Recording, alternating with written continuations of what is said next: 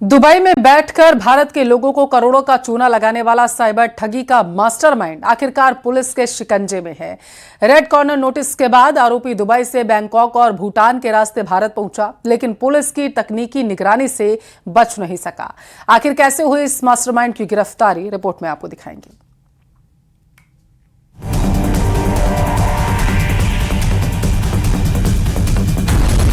फर्जी खातों का जाल कर गया कंगाल।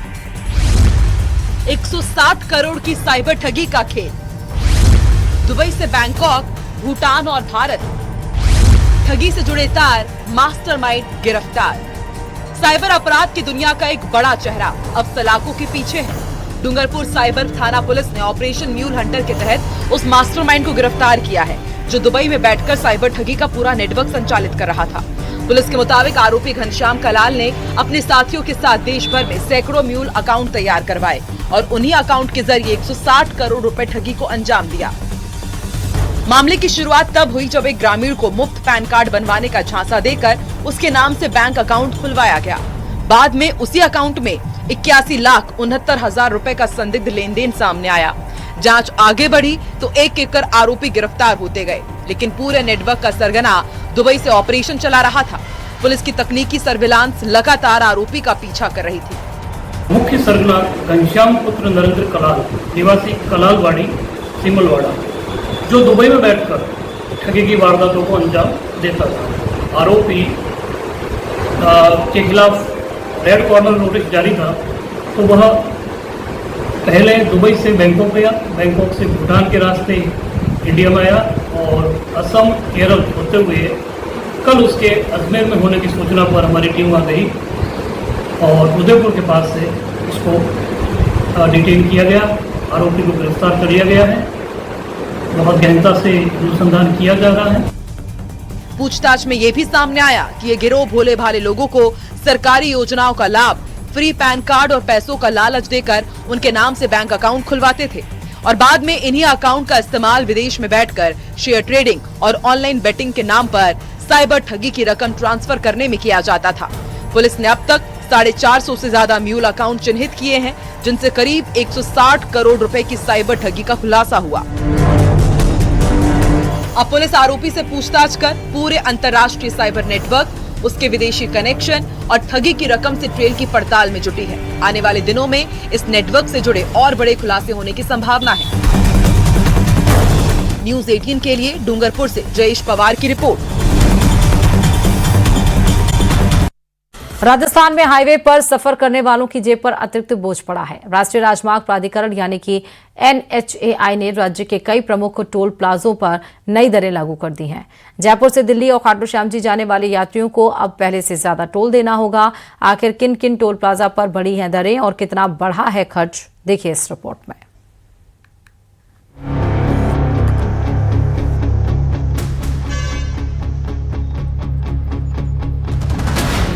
हाईवे पर सफर, जेब पर असर। हाईवे पर बढ़ी टोल की टेंशन। जयपुर से दिल्ली का सफर महंगा। राजस्थान में हाईवे पर सफर महंगा हो गया है।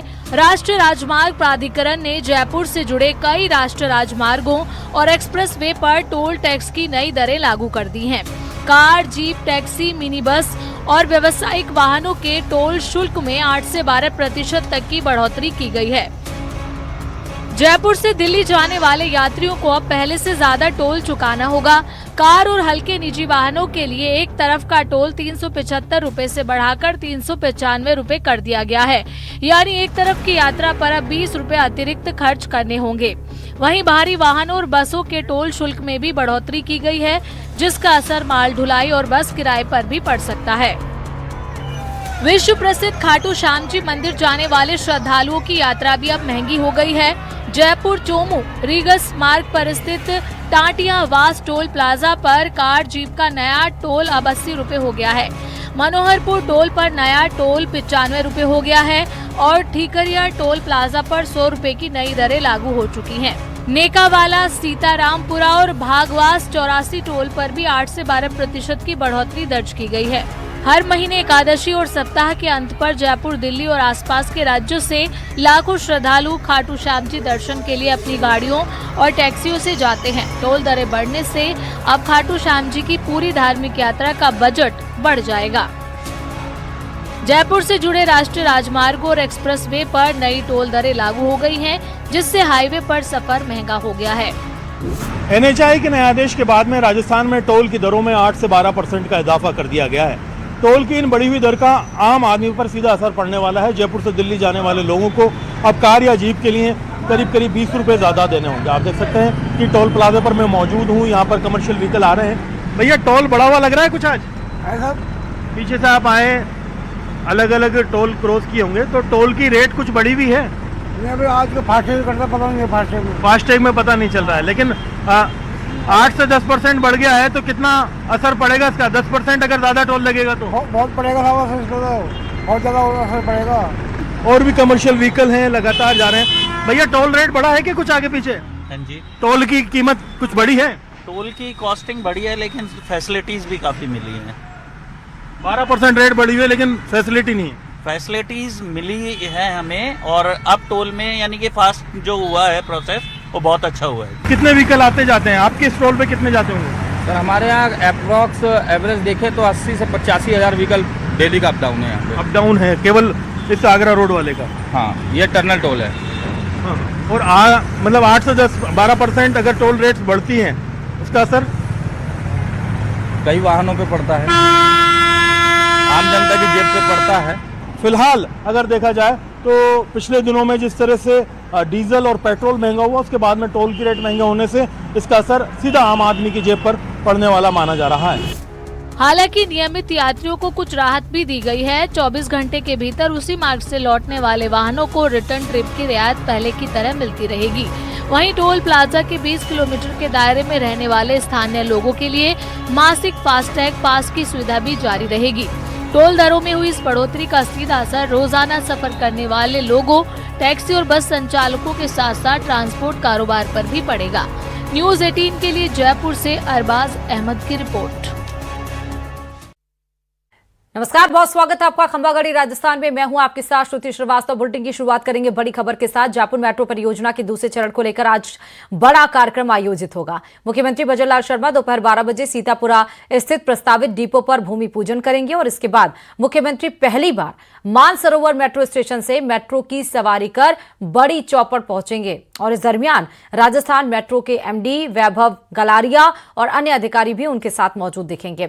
मुख्यमंत्री कासाकोटी मेट्रो स्टेशन का निरीक्षण भी करेंगे, जहां पहले और दूसरे चरण का इंटरचेंज बनाया जाएगा।